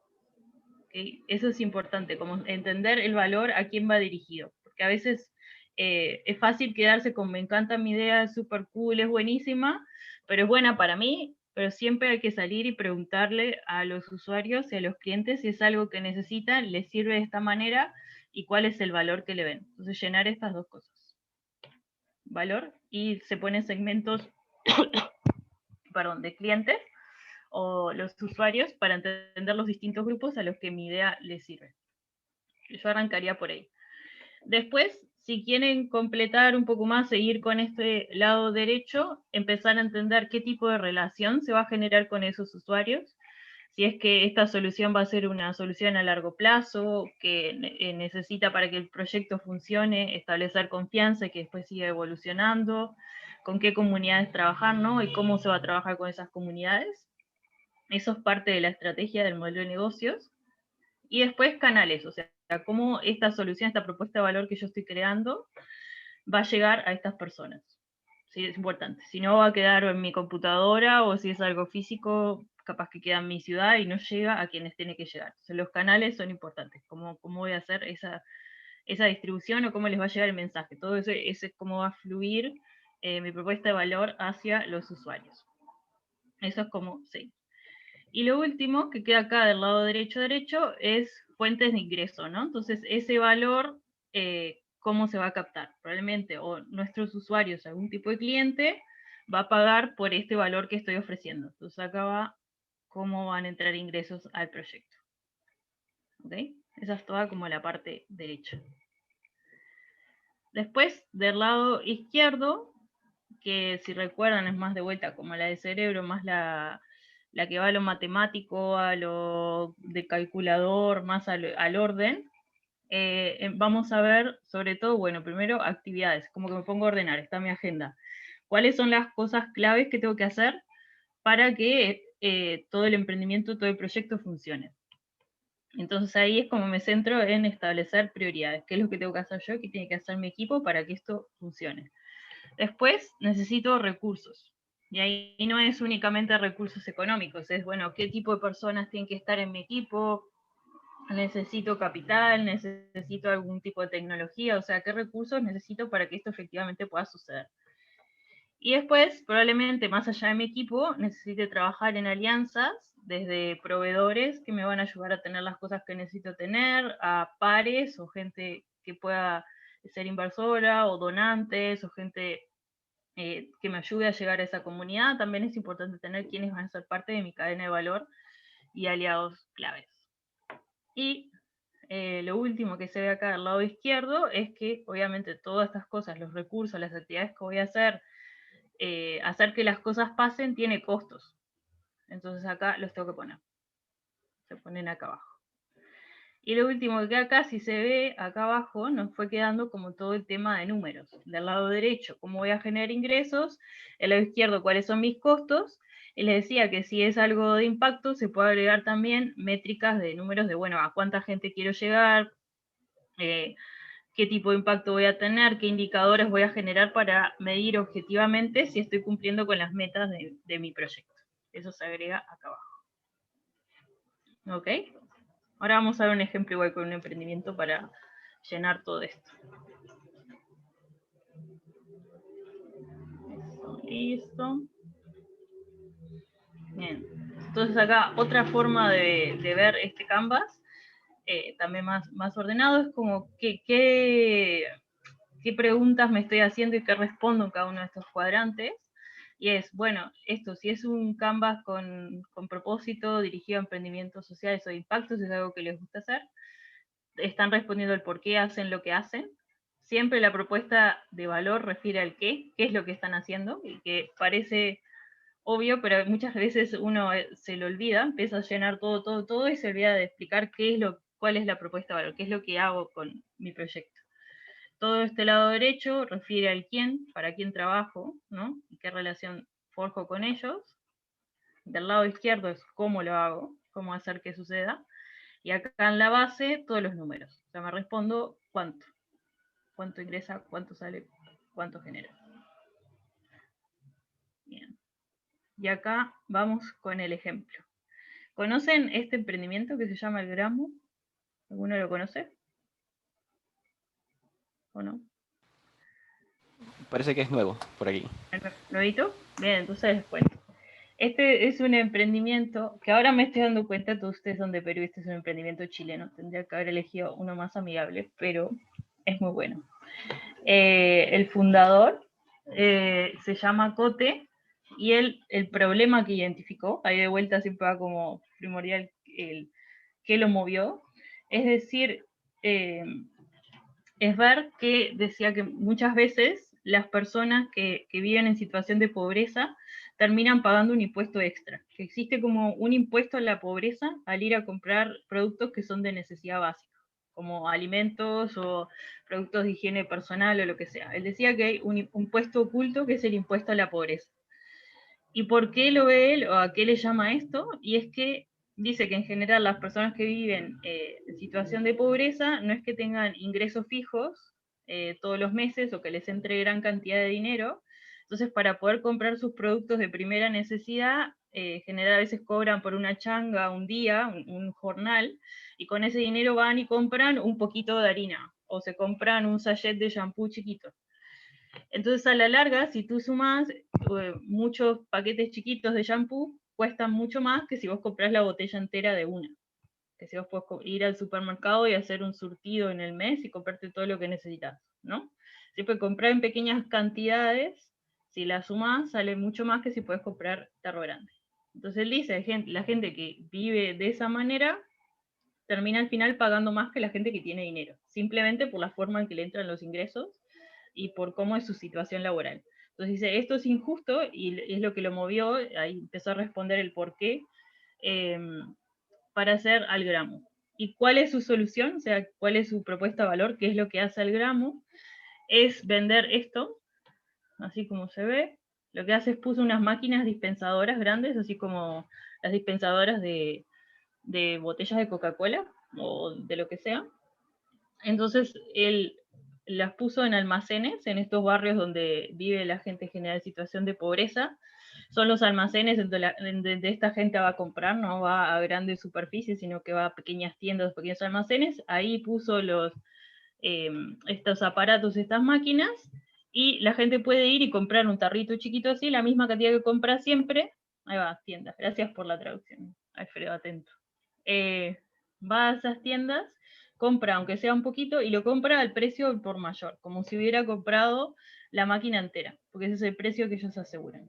Ellos se encargan de tener un precio mayorista justo y que la gente pueda igual seguir comprando en pequeñas cantidades sin tener que comprar en grandes cantidades. Además están colocados en tiendas, que es donde la gente va, y además de todo es una empresa de triple impacto porque entregan todo en estos tarros que son reutilizables y se reduce la producción de plástico de un solo uso y nylons y demás contenedores que genera la compra de estos productos. Entonces, esto es lo que hace el gramo. Bueno, ahí es un poco cómo lo logra, cómo hace para que el precio sea más bajo, si es que les interesa verlo. Es que en general el impuesto a la pobreza se genera, ¿por qué termina pagando más la gente por comprar cantidades chiquitas? Es porque hay mucha gente en la cadena, ¿no? Empieza por el proveedor, todo el packaging, todos los cartones, las bolsas del diseño, el marketing, todo empieza a generar costos extra, después pasa de un distribuidor a otro distribuidor hasta que finalmente llega a la tienda, que en general están súper distribuidas, entonces las cosas empiezan a salir mucho más caras. Y comprar una caja de 1 kilo sale mucho más barato que comprar 4 cajas de 250 gramos, cuando es la misma cantidad. Entonces lo que hace al gramo es simplificar la cadena de valor y va directamente del proveedor al gramo, que son los que distribuyen, y ellos lo llevan directo a la tienda o almacén. Y eso hace que los costos bajen en un 50%. Esa es la idea del gramo. Y ya lo están haciendo. Acá tienen algunos números de impacto. Y acá está su Business Model Canvas, que es la herramienta que a ustedes les interesa usar. Entonces vamos a ir viendo de a una. Acá, como ven, también está hecho como con post-it. Siempre estas cosas sirven, por más que sea algo estratégico y sea, en definitiva, esto sustituye a un plan de negocio tradicional como se hacía antes. Por ejemplo, cuando yo estudié economía, había que hacer una tesis de crear una empresa y uno hacía un plan de negocio, pero como un librote así. Tenía un montón de números, tenía un montón de cosas y te llevaba como 6 meses hacerlo y lo terminabas y tu idea ya había mutado, había muchas cosas que habías cambiado en el camino y el plan ya no tenía sentido ni razón de ser. Entonces el Canvas, este modelo de Business Model Canvas, sustituye eso y sirve para hacer algo mucho más flexible que te permita seguir siendo estratégico y pensar todas las cosas que hay que pensar para que un negocio, un emprendimiento, un proyecto efectivamente se pueda implementar y se pueda hacer de manera flexible. Entonces puedo hacerlo online, o usar post-its, o ir cambiando cosas. Hay un profesor que vi en una universidad en la que doy clase, que se hizo un pizarrón, una pizarra gigante, se imprimió el Business Model Canvas y entonces escribe como con marcador y va borrando cada vez que necesita cada proyecto y lo tiene ahí. Es una pared entera su Business Model Canvas, que uno puede hacer como más le guste. Entonces empezamos con el ejemplo del gramo, qué es lo que fueron haciendo. Lo primero es el problema, ¿no? Si vamos por lo social o el impacto. Tener claro, nuestra estrategia parte de un problema en particular. En el caso de gramo es el impuesto a la pobreza, del que les contaba. Que las familias pagan hasta un 40% más por comprar a diario productos básicos en pequeños formatos. Ahí está clarísimo. Se pone bien concreto y que se entienda. Y esto no es menor porque está bueno siempre tener como la guía de entender qué es lo que estamos resolviendo, porque a veces nos colgamos mucho con la super idea y nos olvidamos de que tiene que estar bien vinculada con el problema que hay que resolver. Si no, estamos creando una idea super cool y a la hora de también hacer todo lo demás, de ver a quién le sirve, cómo es la propuesta de valor y cómo llegamos, si no está directamente linkeada al problema, nos podemos desviar un poco. Bien, entonces hay problema, cortito al pie, tenerlo a la cabecera. Después, el propósito, bueno, ¿cuál es nuestra razón de ser? ¿Cuál es su misión? Es justamente, no es vender comida, o sea, su propósito es eliminar el impuesto a la pobreza. Todo lo que hace está bien vinculado con su propósito, va a la raíz de la situación. Por eso existe el gramo. Entonces, eliminar el impuesto a la pobreza, eliminando intermediarios que generan un sistema, para generar un sistema de venta más justo y sustentable, con esto del uso de envases retornables. Y esto está bueno, por un lado, para cuando pensamos en emprendimientos de impacto, para tener siempre claro nuestra razón de ser, pero para cualquier tipo de emprendimiento creo que suma, porque es mucho más fácil y más potente y poderoso y mucho más lo que puede llegar a crecer cuando un emprendimiento está bien, bien pegado a como su corazón y su raíz. Lo va a hacer crecer muchísimo más que si simplemente uno dice voy a hacer esto por dinero o porque no sé, me pareció divertido. Cuando está bien enraizado con el problema, es más fuerte. Bien, después la propuesta de valor, que ahí es el qué. ¿Qué es lo que hace el gramo? Es tener autoservicio de productos a granel con envase retornable. Esto implica, por un lado, tener productos de primera necesidad a precios más bajos. Y además, algo importante, y esto está vinculado de por qué hacemos esto, la parte de propuesta de valor se acuerdan, al mismo tiempo que hablar de los segmentos de clientes o a quién les vendo, porque acá van a ver que hay un papelito naranja y uno rosado. Y es porque tenemos dos tipos de clientes en el gramo y para los dos tenemos una propuesta de valor distinta, haciendo lo mismo. A ver si se dan cuenta cuál es. Si vamos a rosado, que son los clientes que van a comprar los productos del gramo, la propuesta de valor, el qué, es ofrecerles productos de primera necesidad a precio más bajo. Vuelta, lo rosado, eso es para las personas de bajos recursos. Pero también al gramo beneficia a los pequeños almaceneros de barrio. Y para ellos, ellos van a vender igual porque son productos de primera necesidad y la gente los tiene que comprar. Entonces la propuesta de valor no es tener productos a un precio más bajo, sino que al gramo le ofrece mejores márgenes de ganancia para los almaceneros. Entonces, diciendo el mismo que, haciendo lo mismo, tiene dos propuestas de valor distintas para dos públicos, dos segmentos de clientes diferentes. ¿Ok? ¿Se entendió esa parte? Bien, cosa me pregunta. Después, ¿se acuerdan? Seguimos del lado derecho. Vamos un poco a mirar los canales, ¿no? Entonces, ¿cómo es que se va a entregar este producto o servicio y cómo va a llegar esta propuesta de valor a los clientes o beneficiarios? Y es a través de los sistemas de distribución que tiene el gramo y las máquinas dispensadoras. Las máquinas dispensadoras son claves para todo esto, ¿no? Esos son los canales. Y la relación que se genera con estos clientes usuarios es de confianza, gran empatía con la gente que vive en el barrio. Ellos son los protagonistas y es algo que ellos en el gramo trabajan mucho en escuchar a los clientes y estar siempre atentos a qué es lo que necesitan comprar, y qué es lo que les va sirviendo y lo que no, y a raíz de eso ellos van adaptando los productos que se ofrecen. Entonces, así es como construyen la relación y eso es parte de su modelo de negocios o el business model Canvas y de toda la estrategia de cómo llevan el emprendimiento. ¿Ok? Eso es de la parte derecha. Si volvemos a la parte izquierda, ver un poco, bueno, cuáles son los recursos claves.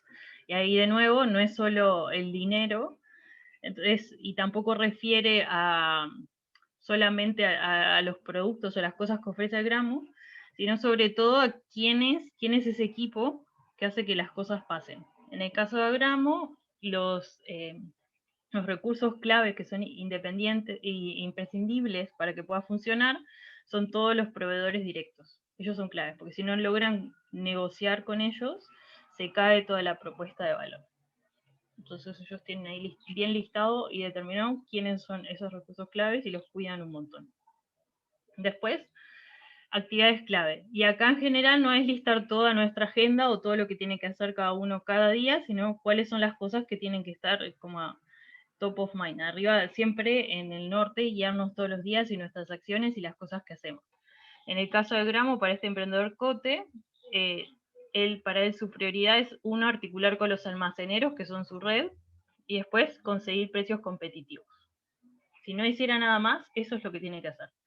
Y sobre todo está bueno pensar con actividades claves qué es lo que tiene que hacer como el equipo emprendedor, quienes están liderando. Hay cosas que se pueden delegar, pero hay cosas que no, o que por lo menos se tienen que supervisar siempre con mucho cuidado, porque son las actividades que hacen que todo pueda suceder. ¿Bien? Y por último, del lado izquierdo, lo que tenemos es la cadena de valor, que en el caso del gramo son grandes proveedores, no tanto los proveedores de cada producto, sino los proveedores, por ejemplo, de las máquinas dispensadoras, los proveedores de los envases, como que no son un recurso clave, y ahí está bueno, me gusta este ejemplo del gramo porque es distinto. El recurso clave es lo que va dentro de los tarritos de plástico, lo que la gente compra, eso es clave, sin eso el negocio no existe porque es lo que quieren ofrecer, pero también necesitan generar una cadena de valor y tener aliados con los que les venden los envases plásticos. Pero si el día de mañana los envases plásticos no funcionan, se puede encontrar una alternativa y el gramo sigue siendo el gramo. Pueden vender en bolsa de papel o en bolsas de nylon, o la gente puede llevar su propio contenedor, eso no es, o su propio envase. No va a hacer que al gramo muera, pero sí es bueno tenerlo en la mira, en la cadena de valor, cuando estamos pensando qué es lo que necesitamos para que todo funcione. Bien. Y después queda la parte de abajo, que es el cuánto. Del lado derecho miramos los ingresos. Entonces los ingresos, ¿de dónde es que vienen para el caso de Algramo? Que también ellos, de vuelta, como quieren poner precios bajos, apuestan a que se venda una cantidad grande para poder sostenerse. Y tienen esta meta bien concreta que nos contó Cote, que es vender más de 9 productos de necesidad básica para las familias. Bien, tener como esa variedad. Esa es la meta que tienen y con eso que venden es lo que ganan. Y los costos, bueno, las máquinas, que el costo lo asumen ellos, los envases, que también los asume el gramo, todos los empleados, todo el equipo, y después todo el sistema de transporte, ¿no? El vehículo, llevar esto, hacer la distribución, tiene su costo, que son bastante importantes. Y lo otro que se acuerdan que les dije, acá, métricas de impacto, que también cuando hablamos, si a ustedes les interesa mucho hacer esto de manera como un emprendimiento social o un emprendimiento de impacto o de triple impacto, en los números no va solo cómo me entra dinero y cuánto gasto, sino también a qué apuesto, ¿no? Cuál es mi razón de ser y cómo lo traduzco eso a cifras y a indicadores. En el caso de Gramo, para determinado año, cuando le hicimos esta entrevista, nos dijo que quiere que haya 650 almacenes abiertos, 78.000 personas impactadas, o sea, 78.000 personas que acceden a estos productos del Gramo y que se les reduce el impuesto a la pobreza, y además 156.000 kilos de basura evitada por todo el tema de packaging. Esos son otros números que refieren al negocio y no necesariamente a temas monetarios. Muy bien. Y con esto terminamos el ejemplo de Algramo. Y acá les dejé otro por si después lo quieren ver. ¿Dudas? ¿Preguntas? En ese momento no estoy viendo preguntas dentro del chat, veo que no hay, pero sin embargo se me ocurre como diferenciar un poquito el Business Model Canvas del B Business Model Canvas, que entiendo tiene que ver más con empresas B, ¿no? Sería bonito si nos puedas contar un poquito la diferencia entre estas, para Perfecto. resaltar. Bien, ¿entre los dos tipos de empresas o entre los dos tipos de Canvas? Entre los dos tipos de Canvas varía en la parte media que tiene que ver con el problema identificado y el propósito, pero ¿qué hay más allá de esto? ¿Por qué agregar esto a un Canvas? ¿Por qué empresas B? Eso para que Bien. nos recuerdes. Perfecto. Bueno, el tema de empresas B o empresas de impacto o empresas sociales, que son no exactamente lo mismo, pero más o menos sinónimos, es que se trata de emprendimiento que su razón de ser es resolver determinado problema para un grupo de personas que en general están en una situación de desigualdad o vulnerabilidad, como el caso de este diagrama, personas que por las condiciones en las que viven o el tipo de trabajo que tienen, terminan pagando más por productos que son de primera necesidad y que es casi como que fomenta la inequidad aún más de lo que ya es inherente. Entonces, esta empresa se crea, o este tipo de emprendimientos se crean para resolver ese problema. Y como sí lo hacen con un modelo sostenible, con un modelo de negocios, no es que dependen de donaciones externas o que buscan dinero por otras vías para poder financiarse, sino que con su misma actividad pueden generar ingresos para sostenerse, pero eso es algo secundario. Primero viene su propósito, y por eso es que el Canvas B lo tiene ahí en el corazón. Primero su propósito y después las fuentes de ingreso o cómo generan sus ingresos para poder sostenerse. Son empresas, pero ante todo son esto de impacto o social, eso viene primero. Eso es un poco lo que las diferencia. Buenísimo. Y por aquí hay otra duda que es, los Canvas, los lienzos de Business Model Canvas o el B Business Model Canvas, ¿los tenemos a la primera, como dicen, al tiro? ¿O es que esto va evolucionando, va modificándose? ¿Qué te ha tocado experimentar o vivir respecto a esto, a esta versión 1 o 2 que podría suceder en el tiempo? Evoluciona todo el tiempo, si no es que estamos haciendo algo mal. O sea, si tú te vas a quedar con la primera idea que se te ocurrió de cómo va a funcionar todo esto, es ya señal de problema. Y ahí puede haber problemas del lado de que no adaptaste tu propuesta de valor que salió de tu cabeza a lo que te dijeron los clientes, entonces te estás omitiendo toda la parte de escuchar y de hacer encuestas y de entrevistar y de hacer prototipo y testearlo, que entiendo que es lo que van a hacer mañana. Eso es algo que te comiste, o pues siempre pasa que la logística y toda la parte de actividades, recursos que son los aliados, uno también la puede pensar y planificar, pero después la vida real te demuestra otra cosa, ¿no? Que te comiste un detalle, o de que hay un aliado nuevo, que hay otro competidor, o posible proveedor que es mejor, entonces esas cosas van variando y van cambiando. Creo que como todo va evolucionando y está bien que sea así. Es buena señal si cambia y varía. Genial. Y una última pregunta, como para no quitarte mucho tiempo, es, ¿existen algún grupo de personas que mencionan que o hacemos el Business Model Canvas o hacemos el plan estratégico? pero hay otras que creen que estas pueden convivir y que depende del momento en el que se puedan pasar de una a otra a complementar. ¿Qué opinas sobre eso?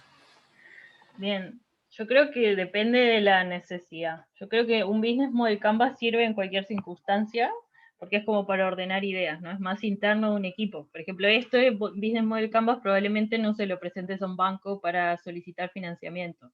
Es más tu borrador, como el sketch.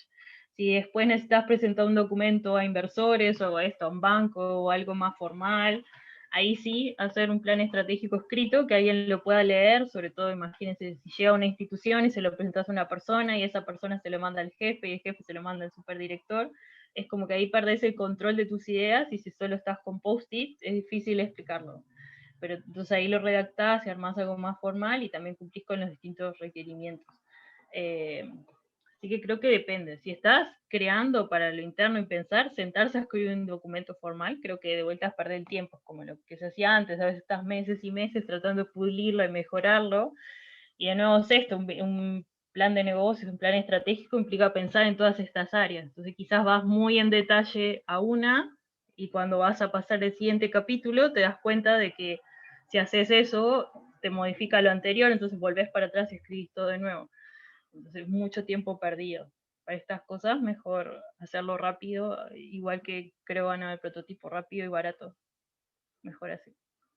Y flexible, diría. Buenísimo.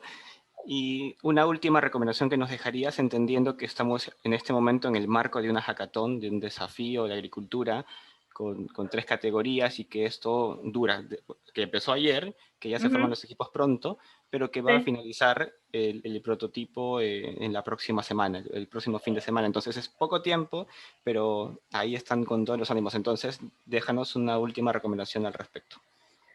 Creo que está muy bueno usar el Business Model Canvas en una hackathon por distintos motivos. Uno es para empezar a plasmar ideas en distintas áreas, probablemente estén pensando cosas creo que enseguida se van a dar cuenta cuando quieren ver que esto sea algo viable y posible de implementar, de que no se trata solo de la idea, sino que también hay que pensar todo esto, bueno, pero ¿para quién es esto? ¿Cómo llevo?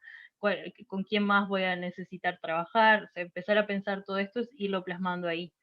Sirve creo que para ordenar la discusión y también después sirve, si tiene una semana más, para ir trabajando y distribuir tareas. Si son equipos, sobre todo si son equipos que no se conocen ustedes entre sí, eh, es una manera de decir, bueno, tú te ocupas de toda la parte derecha, ¿no? De entender bien quién es nuestro usuario, cómo vamos a llegar al cliente, si desarrollas eso y yo voy a hacer lo otro.